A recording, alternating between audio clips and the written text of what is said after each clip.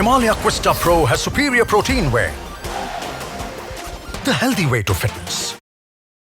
जिन्होंने 2000 square kilometre Hindustan का उठा लिया, जिन्होंने हिंदुस्तान के 20 जवानों को शहीद किया, जो हमारे जवानों को अरुणाचल प्रदेश में पीट रहे हैं। एक तरफ जहां भारत के वीर सैनिक सीमा पर जान की बाजी लगाकर दुश्मनों से लड़ रहे हैं, देश की राजनीतिक पार्टियां एक दूसरे पर कीचड़ उछालने में मसरूफ हैं।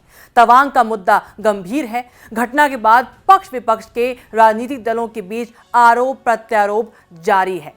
अब इस बहस में कूद पड़े हैं कवि और लेखक मनोज मुंतशिर। राहुल गांधी के तवांग को लेकर दिए गए विवादास्पद बयान पर मनोज मुंतशिर ने उन पर हमला बोला है। उनकी मां सोनिया गांधी पर टिप्पणी की है, जिसको लेकर बवाल मच गया है। विदेश मंत्री एस जयशंकर और उनके परिवार को इस बवाल में अब घसीट दिया है कांग्रेस पार्टी ने। पहले सुनते हैं कि आखिर मनोज मुंतशिर शुक्ल ने क्या कहा। अभी चाइना को भगाया और हमें उस वक्त दुख होता है जब एक निहायत गैर जिम्मेदार राजनेता इस देश का ये कहता है कि हमारे सैनिक चाइनीज सैनिकों से पिट गए।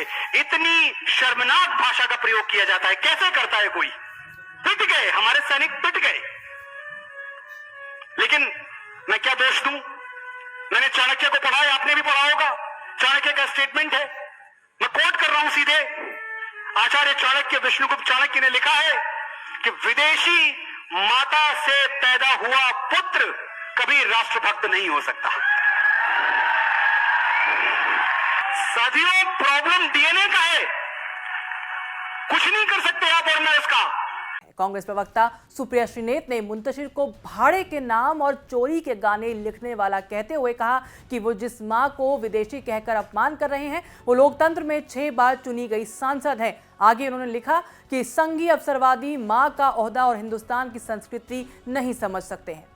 इसके बाद मध्य प्रदेश कांग्रेस प्रवक्ता मिथुन अहिरवार ने पलटवार किया है मुंतशिर पर और कहा ट्वीट करके कि ये बयान भाजपा के विदेश मंत्री एस जयशंकर की जापानी पत्नी और उनके बच्चों का अपमान है और मनोज मुंतशिर को जयशंकर से माफी मांगनी चाहिए। अब आप सोच रहे होंगे कि आखिरकार इस सब में एस जयशंकर को और उनके परिवार को कैसे घसीट दिया गया। आपको बता दें कि एस जयशंकर की पत्नी जापानी मूल से हैं और उनके 3 बच्चे हैं और उनके जो पहले बेटे हैं उन्होंने एक अमेरिकी महिला से शादी की है। मूल रूप से Tamil doctor S Jaishankar bureaucrats के परिवार से हैं। यही कारण है वो ज़्यादातर समय उन्होंने दिल्ली में बिताया है। उनको परिवार का ठिकाना दिल्ली रहा है, वहीं पर वो पले बढ़े हैं। जयशंकर को अंग्रेजी, हिंदी और तमिल के अलावा रूसी, जापानी, हंगेरियन भाषा आती है और 24 साल की उम्र में वो IFS अधिकारी बन गए थे। उनके परिवार के बारे में बताएं, आपको निजी जीवन के बारे में बताएं तो JNU ही वो जगह है जहां पर वो अपनी पहली पत्नी से मिले थे। उनकी पहली पत्नी भारतीय थी। जयशंकर एडमिशन लेने गए थे IIT में, लेकिन पास ही JNU में उन्होंने देखा कि काफ़ी भीड़ है, वहां वो पहुंच गए और हुआ क्या, एडमिशन वहीं पर लेकर वो आ गए। यहाँ वो अपनी पहली पत्नी शोभा से मिले। दोनों ने प्यार को शादी में बदला, लेकिन कैंसर की गिरफ्त में आने के बाद शोभा का कुछ समय के बाद देहांत हो गया। इसके बाद जयशंकर ने दूसरी शादी की। जापान में जन्मी क्योको सोमेकावा से उन्होंने दूसरी शादी की। बता दें साल 2000 से पहले जयशंकर टोक्यो में पोस्टेड थे, जहां उनकी मुलाकात क्योको से हुई। क्योको और डॉक्टर एस जयशंकर का जन्मदिन एक ही तारीख पर आता है, 9 जनवरी को। शादी के बाद क्योको ने हिंदू धर्म अपना लिया। अब वो 3 बच्चों ध्रुव, अर्जुन और बेटी मेधा की मां हैं। बेटी मेधा लॉस एंजलिस में फिल्म डायरेक्टर हैं। वहीं ध्रुव जयशंकर अपने पिता के विदेश मंत्री नियुक्त होने के तुरंत बाद ORF अमेरिका के एग्जीक्यूटिव डायरेक्टर बन गए।